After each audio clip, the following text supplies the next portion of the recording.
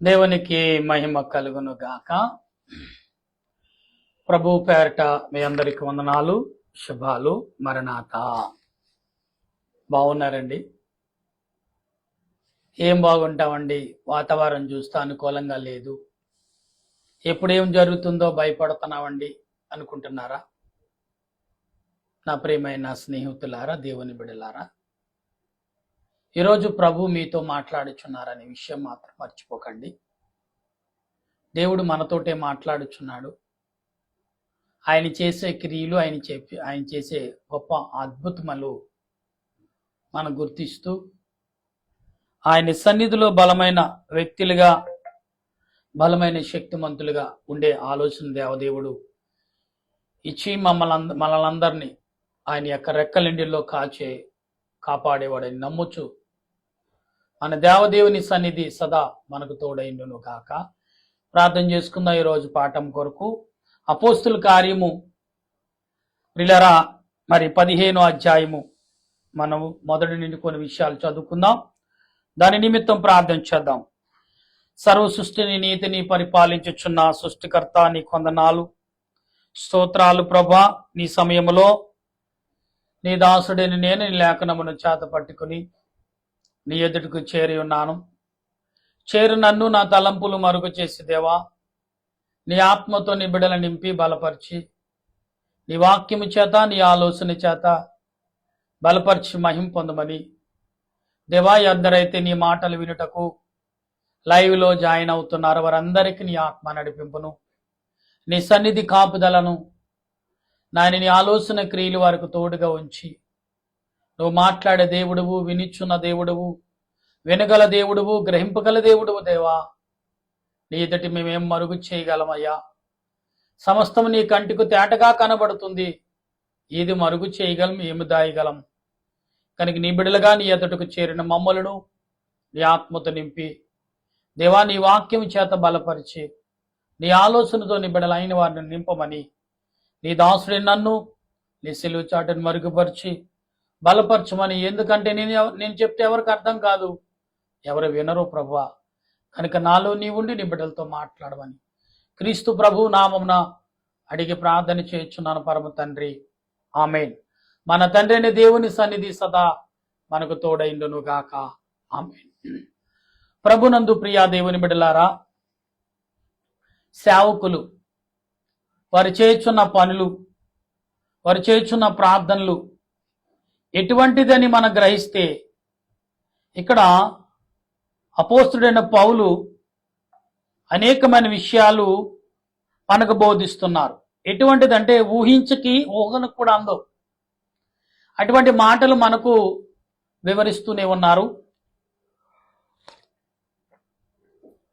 గనుక మనం ఆలోచన కలిగి దేవుని సన్నిధిలో ప్రార్థన నడిపింప కలిగిన వారిగా ఉండవలసిన వారమైనాం. గనుక దేవుడు ఈరోజు నీతో నాతో మాట్లాడుతున్నారంటే ఎటువంటి విషయాలు మాట్లాడతారు, దేని కొరకు మాట్లాడుతున్నారు, అసలు మాట్లాడే ఉద్దేశం ఏముంది అంటే, ప్రతి క్షణము మనతో మాట్లాడాలి ఆయన. ప్రతి క్షణం మాట్లాడకపోతే మనము ఈ లోక సంబంధమైన ఆలోచనలకు ఆల్రెడీ లోపడిపోయాం భూలోకంలో. ఎంతగా అంటే ఊహించిన రీతిలో మనం ఈ లోకాశలకు లోబడిపోయాం. అందుకే కాబట్టి ఆయన నిత్యం మనతో మాట్లాడాలి.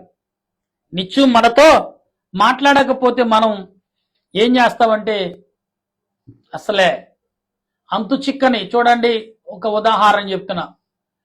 మనం పశువుని ఒక రాటుకో లేకపోతే ఒక దేనికైనా కట్టేస్తాం. కొన్ని రోజులు కట్టేసి ఉంచేయండి, ఒకసారి ఇప్పినప్పుడు అది ఎలా పరిగెడుతుందంటే ఊహించిన పరుగు.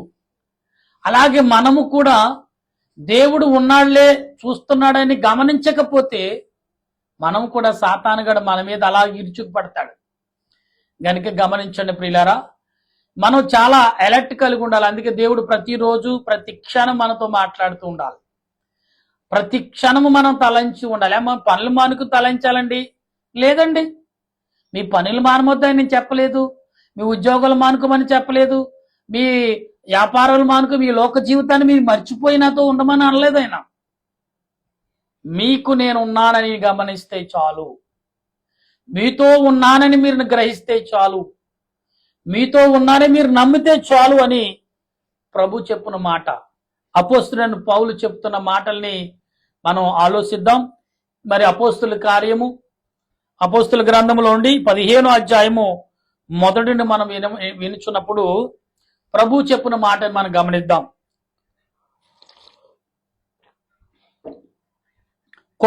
కొందరు యూదయ నుండి వచ్చి, మేము మోసే నియమించిన ఆశ్చర్యం చెప్పున మేము సున్నత పొందుతామని.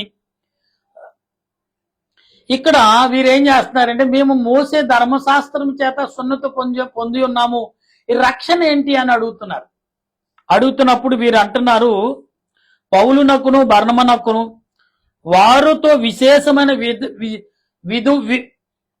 అంటే విశేషమైన వారికి విరోధముగా మాట్లాడుతున్నారు. విశేషముగా వారితో తర్కము కలుగుతూ విరోధంగా మాట్లాడుతున్నారు వాళ్ళు. ఇదేంటి, మోసే ధర్మశాస్త్రం కొట్టేయాలా? కొట్టేమని చెప్పలా. మోసే ధర్మశాస్త్రమును చూస్తూ ఇప్పుడు మోసే ధర్మశాస్త్రాన్ని చాలా మంది పాటించట్లేదు కాబట్టి అది దాని నిమిత్తము దానితో పాటు యేసుప్రభు రక్షణ అనే వార్తను, రక్షణ అనే ఒక మార్గమును చూపించారు, దాన్ని వెంబడించండి అన్నారు. మోసే ధర్మశాస్త్రం నువ్వు పాటిస్తే ఈనాడు ఎవరి మీద తిరుగుబాటు చేయం మనం. మోసే ధర్మశాస్త్రము పాటించట్లేదు కాబట్టి దేవుడు తన కుమారుని పంపించాడు. మోసే ధర్మశాస్త్రానికి పాటించిన వారు దేనిని మొక్కరు, దేనికి దండం పెట్టరు. ఈనాడు మోసే ధర్మశాస్త్రం పాటించట్లేదు కాబట్టి అనుకుంటున్నారు, భ్రమపడుతూ మోసే ధర్మశాస్త్రాన్ని అడ్డం పెట్టుకుని వీళ్ళు రాజ్యాంగమును రాజ్య పరిపాలన చేస్తున్నారు తప్ప మోసే ధర్మశాస్త్రానికి లోబడితే అసలే మనిషి అనేవాడు అసలు ఎక్కడ తప్పు చేయలేడండి. అంత కఠినంగా ఉంటది మోసే ధర్మశాస్త్రం. అయితే పౌలును బర్నబాయు తమలో మరో కొందరు యెరూషలేమునకు అపోస్తలుని యొద్దకును పెద్దల యొద్దకును వెళ్ళవలనని సహోదరు నిశ్చయించిరి కాబట్టి వారి సంగము వలన సాగిలపడి పెలేకే సమరయ దేశమున వెళ్ళుచు అన్యజనులు దేవుని వైపు సంగతి తెలియపరిచి సహోదరులకు అందరికీ మహా సంతోషము కలగజేసిన వారు యెరూషలేముకు రాగా సంగపు వారును అపోస్తులను పెద్దలను వారిని చేర్చుకునరి. ఎందుకు చేర్చుకున్నారు? వారు యథార్థాన్ని ప్రకటిస్తున్నారు కాబట్టి. ఇవాళ యథార్థాన్ని పక్కన పెట్టి అబద్ధాలు ప్రకటించే వారు చాలా ఎక్కువైపోయారు. యూట్యూబ్లో కానీ ఫేస్బుక్లో కానీ ఇంకా అనేక రకాలుగా వాళ్ళు చేసే విన్యాసాలు చూస్తే చాలా మందికి భయం వేస్తుంది. యేసుప్రభు ఇలా చేయమన్నాడా అంటున్నారు, వీళ్ళు చేయమన్నారని. యేసుప్రభు ఎప్పుడు కూడా ఎవరిని కూడా గాయపరచమని చెప్పలా. యేసుప్రభు ఎక్కడ ఎప్పుడు కూడా దేవుడు దూషించమని చెప్పలేదు. ప్రభు ఏమని ప్రేమించమని చెప్పాడు. ప్రేమిస్తున్నారా మీరు? ఆదరించమన్నాడు. మరి ముఖ్యంగా క్రైస్తవుడనే పదము దేవుడు ప్రభువును ఎరిగిన బిడ్డలని ఎందుకన్నారు? వీరు అన్యుల మధ్యకి వెళ్ళమన్నారు. ఇప్పుడు అపోస్తలుడు పౌలు శీలలు అన్యుల మధ్యకి వెళ్ళి ఎందుకు మాట్లాడుతున్నారు? సువార్తని అనే ప్రభు యొక్క రాకడ నిమిత్తం మాట్లాడుతున్నారు.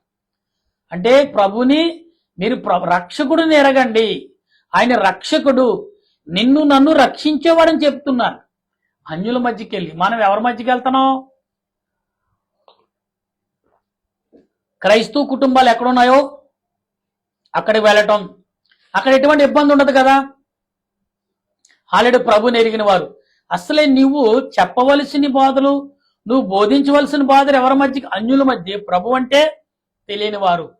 వీరు ఈ లోకంలో మోసపోతున్న వారి దగ్గరికి వెళ్ళాలి, అబద్ధములు ఆడేవారి దగ్గరికి వెళ్ళాలి, వ్యభిచారం చేసే వాళ్ళ దగ్గరికి వెళ్ళాలి, దొంగల దగ్గరికి మనం వెళ్ళాలి. వెళ్ళి అది మంచి పని కాదు, దేవుడు అది నేను చేయమనలేదు, నువ్వు మనిషిగా యథార్థతగా ప్రేమ కలిగి కష్టపడి సంతోషము నీ తెలివితేటలతో నువ్వు జీవించమని మనం చెప్పాలి. చెప్పినప్పుడు ఆకర్షించబడతారు, లోబడతారు. అప్పుడు దేవుని యొక్క మార్గంలో నడుస్తారు. వాడు సంతోషపెడతాడు, ఎదుటి వారిని సంతోషపెడతాడు, వాడి కంగారు పడడు. మూర్ఖులైన వారికి చెప్పవలసిన విధానం, ప్రభువా పలాను వారి యొక్క పట్టణానికి వెళ్తున్నాను, పలాను వారి యొక్క స్థలముకి వెళ్తున్నాను, పలాను వారి కుటుంబాన్ని నేను దర్శిస్తున్నాను ప్రభు అని ప్రభువుని అడిగినప్పుడు ప్రభు చెప్తాడు. వెళ్ళమంటే వెళ్ళటమే. ఏదో ఒక సూచన ప్రభు చూపిస్తారు. అప్పుడు ఆ సూచన పట్టుకుని వాళ్ళ ఇంటికి వెళ్ళినప్పుడు వాళ్లే నీకు కార్పెంటర్ పరుస్తారు. అయ్యో తిడతారనుకున్నానే, కొడతారనుకున్నానంటే నువ్వెవరినట్టుగా ప్రభు యొక్క అనుమతిని తీసుకుని ముందుకెళ్ళావు కాబట్టి వారి పట్ల ప్రేమిస్తారు, నీకు గౌరవిస్తారు. ఒక యాజకుడిగా, ఒక బోధకుడిగా నీకు ఇవ్వాల్సిన విలువనిస్తారు. అప్పుడు మనం ఏం చేయాలి? దేవుని మాటలు ఏ రకంగా చెప్పాలి, ముందు వారు మాట్లాడమనాలి. వారు ఏ లోపంలో మాట్లాడుతున్నారు గమనించుకుంటూ ఉండాలి. అవతల వారు మాట్లాడే అవకాశం ఇచ్చినప్పుడు, అవకాశం ఇస్తే వారు మాట్లాడితే అప్పుడు వారు ఏ రకంగా మాట్లాడతారు, ఏ కోణముతో మాట్లాడుతున్నారు, ఎందుకు మాట్లాడతారు, ఎలా నలిగిపోయి మాట్లాడుతున్నారు, అసలు నలిగిపోయి మాట్లాడుతున్నారా, ఎందులో ఇరికించి మాట్లాడుతున్నారా, దేంట్లో ఇరుక్కుపోయారా, అసలు రాలేని మార్గం లేక తెలియక మాట్లాడుతున్నారని అప్పుడు మనకు మార్గం దొరుకుతుంది. అప్పుడు ప్రభువా వీరి తలంపు ఇలాగుందని మన అంతరాత్మగా ప్రభువుని అడిగినప్పుడు ఈ రకంగా మాట్లాడబ్బాయి, ఈ రకంగా మాట్లాడమ్మాయి అని ప్రభు మనలో ఉండి నడిపిస్తుంటారు. మనలో ఉండేది ఆయనే, మాట్లాడేది ఆయనే, కానీ మనిషి రూపం మనది. అవతలు అనుకుంటారు ఆహా ఏం చెప్తున్నాడు ఈయన అని మనకు లోబడతారు. అప్పుడు మనం ఎవరి దగ్గరికి లోబర్చాలి? ప్రభు దగ్గరికి లోబర్చాలి. వాడిని ప్రభు దగ్గరికి లోబడాలి. చేసింది నేను కాదు, ప్రభువు. ఇవాళ ప్రభు శిష్యులు అదే చెప్తున్నారు. ఏమంటున్నారు ఇక్కడ? మిండు చేసినవి వారు వివరించరి. పరిచయ తెగలో, ఇక్కడ పరిచయాక తెగలు, పరిచయం చేసే వారి తెగలో కొందరు విశ్వాసం లేచి అన్ని జనులకు సున్నత చేయించుకోవాలని నీవు మోసే ధర్మశాస్త్రం గైకునుడని వారికి ఆజ్ఞాపించను.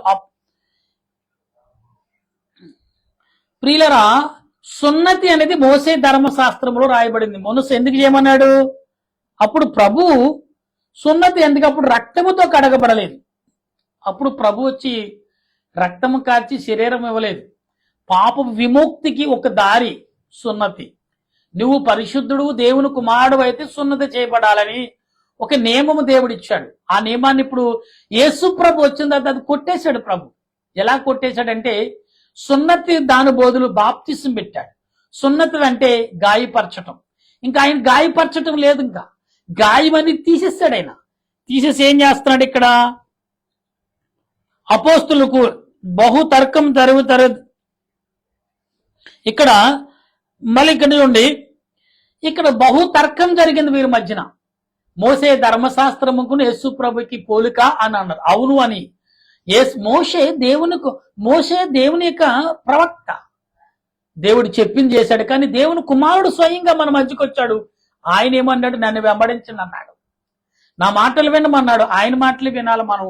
అప్పుడు ఈ సున్నతి అనేది ఉండదు. అప్పుడు తర్కించిన తర్వాత అందరూ ఒక మాటకు లోబడ్డారు. ఎలా లోబడ్డారు అంటే, ప్రియులారా, ఆరంభమందు అన్యులు నా నోటు వాక్కు సువార్త విని విశ్వసించలాగన మీలో నన్ను దేవుని ఏర్పరచుకునని మీకు తెలియను.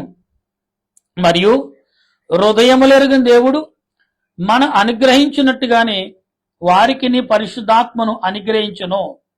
వారిని గూర్చి మీ సాక్ష్యమిచ్చి వారి హృదయములను విశ్వాసం వలన పవిత్రపరిచి మనకును వారికిని ఏ భేదమైనను కనపరచలేదు గనుక మన పితరులైన అనేకులు మోయలేని కాడిని బరవని పెట్టి మీరెందుకు దేవుని శోధించుచున్నారు అంటే, ఇక్కడ దేవుని శోధించట కారణం ఏంటంటే, నేను బాగా వివరించేది ఏంటంటే కర్మ అనేది మాట ఉంది. అంటే కర్మ అంటే మన పితరులు చేసిన పాపక్రియలు. సంస్కృతిలో కర్మ అంటారు. ఈ సంస్కృత భాషలో కర్మ అనేది ఏంటంటే పాపక్రియలు. మన పితరులు చేసింది పాపం మనతో వెంబడిస్తూనే ఉంది. ఏమంటాడంటే, సపోజ్ ఉదాహరణ చెప్తున్నాను. మనం ఒకప్పుడు మన తల్లిదండ్రులు పొలములు ఆస్తులు కలిగిన వారు, అంటే వారు ధనవంతులు. వారి దగ్గర కొంతమంది పనివారు అంటే వాళ్ళు పాలేరులుగా అప్పుడు పనివారిగా ఉండేవారు. పూర్వం పాలేరు అంటే పనివాడు అర్థం. ఆ పనివారు ఏం చేస్తాడు? యజమానుడు, అసలైన యజమానుడు, పెట్టుకున్న యజమానుడు మరి కాలం తీసినప్పుడు వారు ఏం చేయాలి? కుమారులు వెంబడిస్తూ ఉంటారు. వాళ్ళ పిల్లలు చెప్పింది చేస్తారు. అలాగే పాపం కూడా ఏం చేస్తుందంటే, నీ తండ్రితో నేను వెంబడించాను, ఇప్పుడు నీతో వెంబడిస్తున్నాను. నీ తండ్రి నన్ను బలపరచాడు, ఇప్పుడు నువ్వు నన్ను బలపరచమంటుంది. ఈ పనివాడు ఏమనుకుంటున్నాడు, అయ్యా నీ తండ్రి దగ్గర నేను పనిచేశాను, నీ తండ్రి నన్ను పోషించాడు, ఇప్పుడు నీకు పని చేస్తాను, నువ్వు నన్ను పోసు, నన్ను నా కుటుంబం నీ మీద ఆధారపడింది అన్నప్పుడు ఇతను ఏమంటాడు, ఒరే బాబు నాకు వద్దురా, నాకు పనివారు అక్కర్లేదు, నాకు సరిపోతుంది, నేను ఉండను అని చెప్తే ఒప్పుకోడు. సాతానుగాడు కూడా అలాగే అంటాడు, అయ్యా నా తల్లిదండ్రులతో చేసిన వాళ్ళతో వెళ్ళిపోవచ్చుంది, నాతోటి వాడి రక్తం పంచి పుట్టుకున్నావు, వాడి ఆస్తులో భాగం పంచుకున్నావు, వాడి సమస్తల భాగాలు నీకున్నాయి కాబట్టి నేనెందుకు కాను అని వాడు మన మీద తిరుగుబాటు చేసి మనతో, అదే కర్మక్రియ అంటాను. కర్మక్రియ అంటే తల్లిదండ్రులు చేసిన, మన పితరులు చేసిన పాపక్రియలు మనల్ని కూడా వెంబడిస్తాయి. అది మనే భరించాలి. వ్యాధి రూపంలో, శోధం రూపంలో, బాధ రూపంలో, అండ్ అప్పు రూపంలో, లేదా కలహార రూపంలో ఏదో రకంగా మన మీదకి వచ్చినప్పుడు దాన్ని తెలివిగా హ్యాండిల్ చేయాలంటే నిజమైన క్రీస్తుని వెంబడించడం. క్రీస్తుని వెంబడించ, ప్రతిదానికి క్రీస్తుని వెంబడించమంటారేంటి? ఎస్, ప్రతిదానికి అర్థం ఆయన చెప్తాడు. ఆయన మాట్లాడేవాడు, నీ మాటలు వినేవాడు, నీకు సమాధానం చెప్పేవాడు, నీ మాటలకు సమాధానం చెప్పి దాన్ని విడగొట్టి దాన్ని ఏ రకంగా నువ్వు తొలగించగలవు చూపించే మార్గం చూపించేవాడు. మరి ఆయనతో మాట్లాడకపోతే ఎవరితో మాట్లాడతావు? నా మాటలు మీకు అర్థమవుతున్నాయి కదా? ఆయనతో మాట్లాడే, ఎందుకని ఎన్నిటికి సమాధానకర్త ఆయన. ఆయన దగ్గరికి వెళ్తే ఏదైనా మౌనంగా నవరంధ్రాలు మూసుకుని నిలబడవలసిందే. ముఖ్యమంత్రి దగ్గరికి వెళ్ళినప్పుడు కేవలం మన ఒక రాష్ట్రానికి ముఖ్యమంత్రి దగ్గరికి వెళ్తేనే నవరంధ్రాలు మూసుకుంటాం. ఎక్కడికి పోయారు అండ్ కలెక్టర్ గారు కానీ, లేకపోతే ఒక ఎమ్మెల్యే కానీ, ఒక ఎస్సీ దగ్గరికి వెళ్తేనే నవరంధ్రాలు మూసుకుంటాం. ఒక జిల్లా, ఒక ఏరియాకి ఎస్సీ గారి దగ్గరికి వెళ్తేనే. సృష్టికర్త దేవుని దగ్గరికి వెళ్ళినప్పుడు ఎలా ఉండాలి? ఆయన కడ్డు కనపడ్డానుకున్నావు, నిన్ను చూస్తున్నాడు, నీ మాటలు వింటున్నాడు, నీ ఆలోచన గ్రహించాడు, నీ తలంపులన్నీ తెలిసాయి. ఆయన ఎదుగుడు నీ కుప్పు కొంతలేస్తే ఊరుకుంటాడా? అప్పుడు వెళ్ళేయాలి, ప్రభువా, ఓ తండ్రి, ఓ సృష్టికర్త, ఓ దేవా, ఇదిగో మా తల్లిదండ్రులు చేసిన కర్మక్రియలు మమ్మల్ని వెంబడిస్తున్నాయి, దాన్ని తొలగించుకునే మార్గం నాకు చూపించు అని ప్రాధేయపడినప్పుడు ఖచ్చితంగా దేవుడు నీ పితరుల కర్మము, నీ తల్లిదండ్రుల కర్మము, నీ కర్మము ఒకవేళ చేసుంటే అవన్నీ తొలగించడానికి మార్గం చూపుతాడు. ఏమండి, బాడి అండ్ ఎండిపోయిన భూమిని మెత్త చేయాలంటే ఏం చేయాలి? నీళ్లు పెట్టాలి. ముందు దుక్కు దునాలి, తర్వాత నీళ్లు పెట్టాలి. అప్పుడు మెత్తమడుతున్నప్పుడు ఆ ఎండిపోయిన చెత్తంతా తడిసిపోయిన దాని మీద ఈజీగా ఊడొస్తుంది. పాపము కూడా అంతేనండి. ఏదో భారంతో కూడిపోయి శ్రమతో, క్యాన్సర్లతో, కిడ్నీలతో చాలా భయంకరంగా బాధపడుతూ ఫెయిల్ అయిపోయి నరకం అనిపిస్తున్న వారులారా, మీరు మాకేదో చేశాను, ఏదో జరిగిందని కాదు, మీ పితరులు చేసిన కర్మక్రియలే మిమ్మల్ని వెంబడిస్తున్నాయి. వ్యాధి రూపంలో, బాధ రూపంలో, శోధం రూపంలో, బిడ్డల కలగక అనేకమైన కడుపు చించుకున్నా మాకే లోపం లేదు కానీ బిడ్డలు కలగట్లేదు అంటారు. అదే వంకగా తీసుకుని డాక్టర్లు అన్నారు, నీకు ఈ లోపం ఉంది, ఇది మింగండి, ఇది వేసుకోండి అంటారు. అవన్నీ వాళ్ళు ఎన్ని వేసుకున్నా వాళ్ళ డబ్బుల్ని నీ బలహీనతను చూసి డబ్బులు సంపాదించుకోవడం తప్ప మేడ మీద మేడ, ఫ్లోర్ మీద ఫ్లోర్ డాక్టర్ కడతాడు కానీ నీకు పిల్లలు కలగరు అంటావు. ఏంటండి, మేము ప్రయత్నం చేస్తున్నాం, మీరు కంగారు పడితే ఎలాగా అంటూ ఉంటారు. సృష్టికర్త అని దేవుని ఎదుట ప్రాధేయపడకుండా ఈ వైద్యుల దగ్గరికి వెళ్ళి ప్రాధేయపడుతున్నారు ఈనాడు ప్రజలు.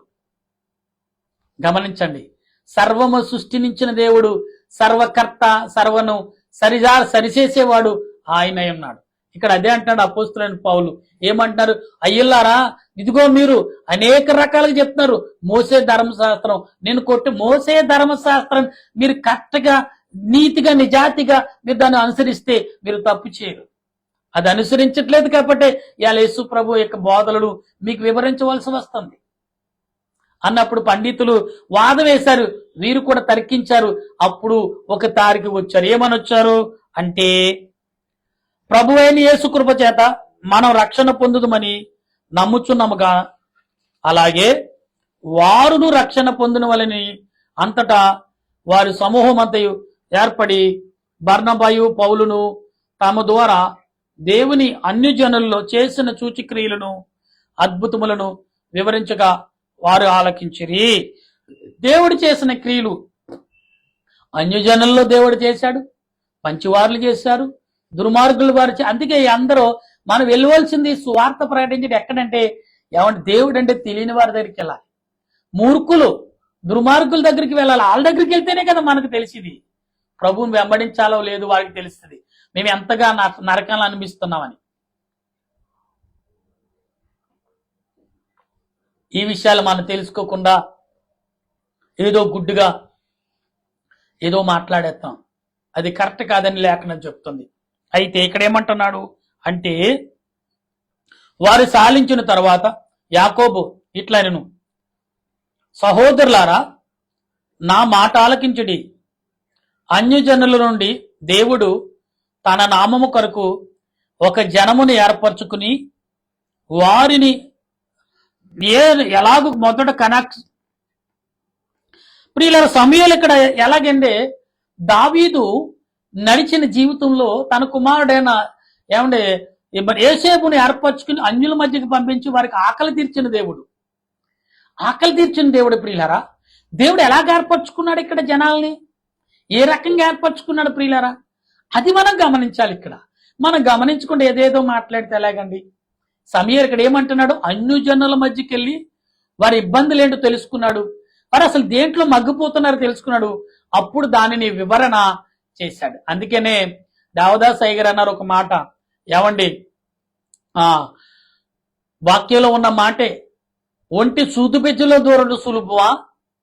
ఏమండి మానవుడు ఏమండి ఎలాంటి చూడండి, మానవుడు అంట ఆ యొక్క బెజ్జులోకి వెళ్ళాడంటే ఒంటి మాత్రం దూరుతుందంట. అంటే ఏంటి, నిలకడ కలిగి ప్రభు వైపు చూసిన వాడు ప్రతివాడు కష్టమైన వేదనైనా. అదే దేవదాసైనలో ఏమన్నా ఇరుకు రాళ్ళు కరుకు రాళ్ళు ఇరుకు మార్గం చెరిగి రసం అన్నారు. అంటే ఏంటి, ఇరుకైన రాళ్ల మధ్యన చెరిగి రసం నలిగితేనే కదా అందులో జ్యూస్ వచ్చి అది తీయగా కమ్మగా రుచిగా ఉంటుంది నీకు. అందులో ఒక చిన్న నిమ్మకాయ కొంచెం అల్లం పెడతాడు అతడు, ఇంకెంత మధురంగా ఉంటుందో పిల్లలు. అలాంటిది అటువంటిది మనం కలిగి ఉండాలి. కానీ ఇవాళ అపోస్తులైన పౌలు చెప్తున్నాడు, ఆనాడు యాకోబుని వాడుకున్న దేవుడు, ఆనాడు యాకోబు అన్యుల మధ్య నిలబెట్టిన దేవుడు ఈనాడు నిన్ను నన్ను నిలబెట్టడా? యాకోబు పెనిగిలాడాడంటే దేవునితో అంత గొప్ప యాకోబు గారు పితరులు, యాకోబు గారు వారసులు అంటే మనం చెప్పుకుంటాకి ఎంత గర్వపడాలి. అంటే 12 గోత్రాలు 12 వంశావాళ్ళ నుంచి వచ్చిన పిల్లల నుండి మనం అటువంటి విషయాల్లో మీరు వెనకపడుతున్నారేమో ప్రియులారా. ఒక్కసారి ఆలోచించమని ప్రభు పేరట మీ అందరికి తెలియపరుస్తున్నాను. అయితే ప్రవక్తల వాక్యము సరిపడి ఉన్నది ఎట్లనగా, ఆ తర్వాత నేను తిరిగి వచ్చేదను, మనుషులలో కడము వారును నా నామము ఎవరికి పెట్టబడినో ఆ సమస్తమైన అన్యజనులను ప్రభువుని వెతుకున్నట్లు పడిపోయిన దారి. చూసారా ఇక్కడ ఏమన్నాడు, పడిపోయిన దావీదు గుడారం కట్టినట్లుగా మిమ్మల్ని నేను కడతాను. దావీదు పడిపోయాడు కానీ దేవుడు కట్టాడు. దేవుడే స్వయంగా కట్టాడు తన కుమారుడు ద్వారా. కుమారుడు పడిపోయాడు కానీ దేవుడు కుమారుడితో అంతం చేయలేదు. దావీదు వంశావళిని కొంత భాగాన్ని దావీదు వంశముగా ఉంచాడు. ఒక బలిపీఠం కట్టించాడు దేవుడు. అది దావీదు వంశావళిని ఒక నిర్మాణం చేశాడు దేవుడు. ఇలా నువ్వు సేవ చేస్తుంటే, నువ్వు పరిచయం చేస్తుంటే, ప్రజలకు మేలు చేస్తే నీ తర్వాత నీ పిల్లలకు దేవుడు మేలు చేస్తాడు. నీ పిల్లలు పొరపాటు చేశారనుకోండి, నువ్వు చేసిన విలువలు నీ పిల్లలు కాపాడకపోయినా నీ ద్వారా మేలు పొందిన వారు కాపాడతారు. ఇలా యాకోబు యొక్క క్షమించాడు దావీదు యొక్క ఆశీర్వాదం తన కుమారుడైన ఏమని జ్ఞానిని సొలొమోను కాపాడలేకపోయాడు. తర్వాత వచ్చిన మనవళ్ళు, తర్వాత వచ్చిన తన పిల్లలు కాపాడుకుంటాకు అవకాశం ఇచ్చాడు దేవుడు.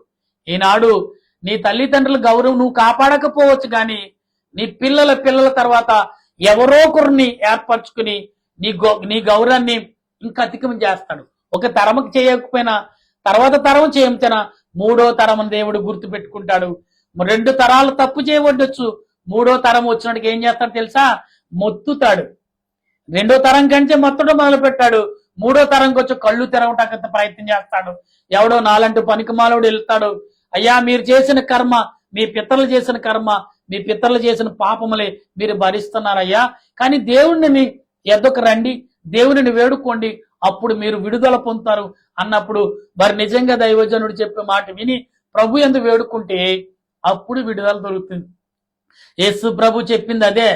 మీ తల్లిదండ్రులు మీ పిత్తలు చేసిన పాపను మీరు ఎన్నాళ్ళు మోస్తారో మొయ్యకండి, నేను మోస్తాను, నా మీద భారం వచ్చి నన్ను వెంబడించమని ప్రభు చెప్తున్నాడు. ఈ మాటలు ఎవరు వినక ఏం చేస్తున్నారు? అబ్బాయి లేదు, మా పిత్తలు గొప్పవాళ్ళు, ఆస్తులు ఇచ్చారు, అంతస్తులు ఇచ్చారు, ఆస్తులు ఇచ్చారు, అంతస్తులు ఇచ్చారు, రోగాలు కూడా ఇచ్చారు. ఆ వ్యాధులు షుగరు తల్లిదండ్రుల వల్ల వస్తుందని చెప్తున్నారు డాక్టర్లు. రాదండి. బైబిల్ చెప్తుంది ఎవడిది వాడికే. తల్లిదండ్రులు రక్తం పంచు పుట్టావంటే ఆ యొక్క బీజం యవనము ద్వారా వచ్చిందంటారు. కాదండి ప్రియులరా, ఇవాళ తాతలు ముత్తాతలు లేనిది ఎవడికోకుడికి వస్తుంది. అంటే ఈనాడు నువ్వు చేసిన, నీ పిత్తలు చేసిన పాపం, నువ్వు చేసిన పాపం, అంటే నా పిత్తలు సంపాదించారు కాబట్టి, అడిగేవాడు ఎవరు లేడు కాబట్టి, నన్ను గద్దించేవారు ఎవరు లేరు కాబట్టి, నాకు చెప్పేవారు ఎవరు లేరు కాబట్టి, నన్ను ఏలేడు చూపించేవారు ఎవరు లేరు కాబట్టి నేను ఏ పాపం అని చేస్తాను. అప్పుడు ఆ పాపాలు కాస్త ఏమవుతుంది, వాళ్ళే నీ ఏకమై ఒక వ్యాధి రూపంలో నీలో ప్రవేశిస్తాయి. అప్పుడు జీవితకాలం భరించాలి. ఎవరిని తిడతావో తెలియదు, ఎందుకంటున్నావో తెలియదు, దేనికంటున్నావో తెలియదు, అనవలసిన అవసరం ఎందుకు వచ్చిందో తెలియదు. బీపీ వచ్చేస్తుంది, షుగర్ వచ్చేస్తుంది, అలసడు వచ్చేస్తుంది, క్యాన్సర్ వచ్చేస్తుంది, కిడ్నీలు ఫెయిల్ అయిపోతాయి, లివర్ ఫెయిల్ అయిపోతుంది. ఎన్ని వ్యాధులు, ఇవన్నీ పాప కర్మము ద్వారానే మనకి ప్రవేశిస్తాయి. లేఖనం కరెక్ట్గా చెప్తుంది. ఇక్కడ నీవు నేను చెప్తే, పంచాంగం చెప్తే, పెద్దలు చెప్తే కాదని ఎవరిని గుడ్డిగా చెప్పి నమ్మటం చెప్పేసింది. లేఖనం డైరెక్ట్ గా మీకు బోధిస్తుంది. ఇక్కడ నేను కాదు, సత్యం చెప్తుంది. ఇక్కడ ఆయన వెంబడించండి, ఆయన మీ పాపాలని కడిగేస్తానంటున్నాడు, మీ పాపాలు తుడిచేస్తానంటున్నాడు, మీ పాపాలు నేను భరిస్తాను అని ఇగో సువార్త ప్రకటిస్తున్నాడు ప్రభు. మాకు చెప్పాం, మేము భరించాం, మా దేహాలు తేలిగాని, మా దేహాలు మంచిగా ఉన్నాయి కాబట్టి ఇదిగో నేను సౌలును పౌలుగా మారాను, ఇదిగో నేను ఎంతో మంది చంపేశాను, అయినా నా ప్రభు నాకు శిక్ష వేయలేదు, నన్ను క్షమించాడు, నా గుండు బరువును తగ్గించాడని అపోస్తులైన పౌలు చెప్తున్నాడండి. అటువంటి దానిని వదిలేసుకుని ఏదేనికో కొరకు పరిగెడతున్నారా సహోదరులారా? ఒక్కసారి ఆలోచించండి.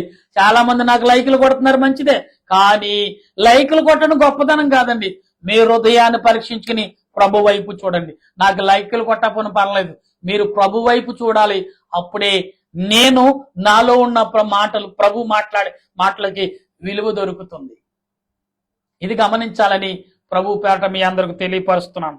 అయితే ఇక 2 వచనాలు చెప్పి ముగిస్తాను. దాన్ని పాడైన వాటిని తిరిగి కట్టి దాన్ని నిలవబెట్టినని అనాది కాలం నుండి ఈ సంగతులు తెలుపుచున్న ప్రభువు చెప్పుచున్నాడు అని రాయబడి ఉన్నది. కాబట్టి అన్యజనుల నుండి దేవుని వైపు తెలుసుకున్న వారిని మనం కష్టపెట్టవద్దు.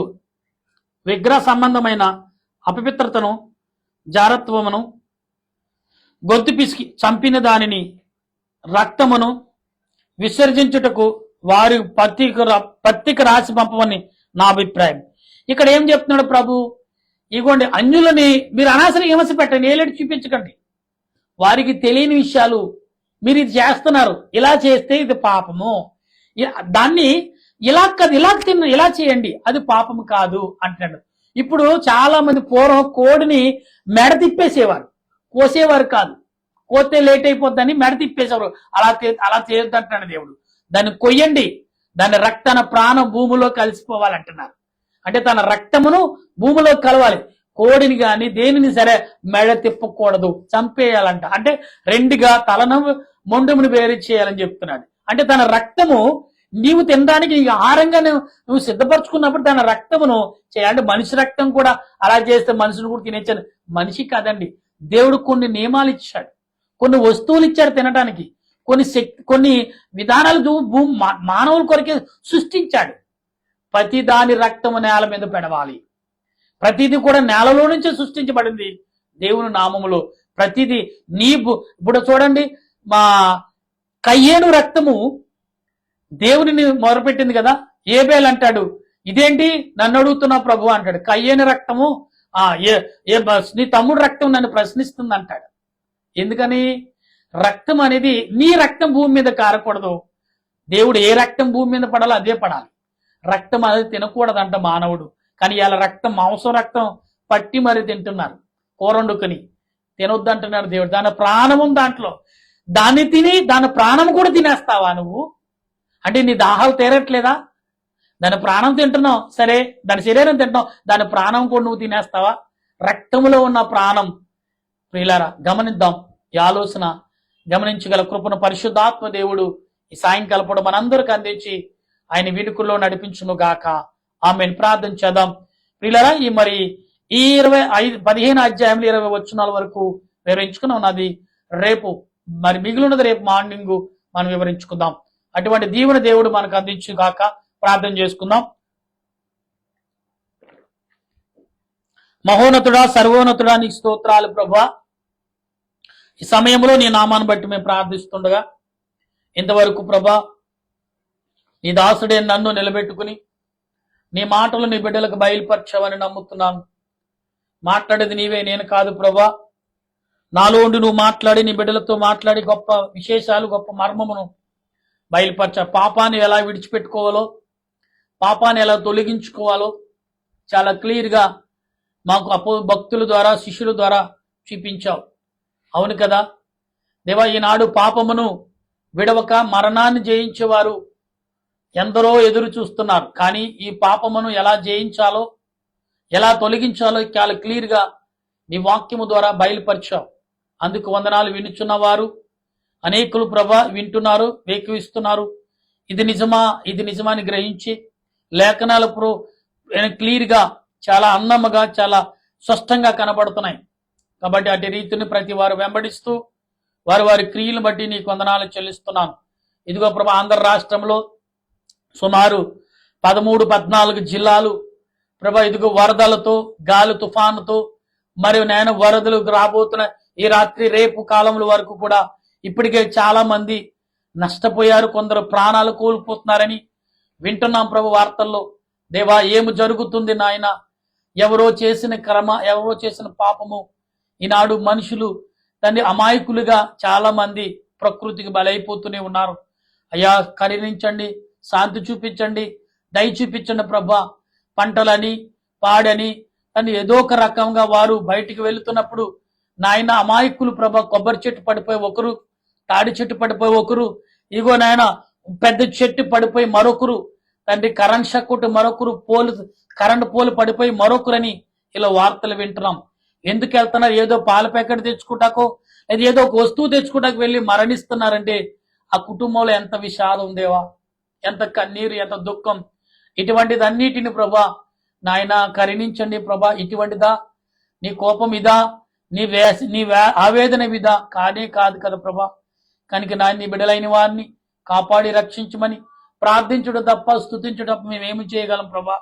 ఏ రకంగా మేము చేయగలం? కనుక ప్రతి వారిని ఆత్మతో నింపి బలపరిచి నడిపించి నా దేశ పెద్దలు, దేశ నాయకులు ఈ వరదలకు, ఈ తుఫాన్లకు ప్రాణాలకు తెగించి కాపాడుతాకు అనేకులు గ్రూపులుగా అనేకమైన నాయన పనులు చేస్తున్న వారు అనేకులుగా వెళుతున్నారు. వారికి మీరే తోడైనండి. వారి కుటుంబాలకు, వారి బిడ్డలకు ప్రాణాలకు తెగించి అనేకులను కాపాడాలని శాఖలుగా వెళుతున్న వారందరికీ తోడుగా ఉనండి. మిలిటరీ వారికి, పోలీస్ శాఖ వారికి, డాక్టర్లకు, ఇలాగ అనేకులకు తోడుగా నీ మహిమతో నింపమని ఈ దీన దాసుడు ప్రార్థన ఆలకించి శాంతిపరిచి ప్రభా, నష్టపోయిన వారిని, బాధతో పడుతున్న వారిని, నీడలేక ధనవంతులు, గొప్పవారు తను ఆశ్రయమిచ్చి పేదవారిని హక్కును చేర్చుకుని ప్రేమతో కరుణించి ప్రేమించి మనసును ప్రతి వారికి దయచేయమని నీ దీన దాసుడు ప్రార్థన ఆలకించి అనేకులుగా అనేక విధములుగా ప్రార్థన చేయుచుండగా మా ప్రార్థన ఆలకించమని ఆత్మరూప రక్షణకర్త అయిన యేసుక్రీస్తు పరిశుద్ధమైన నామములో అడిగి ప్రార్థన చేయుచున్నాను మా పరమ తండ్రి, ఆమేన్.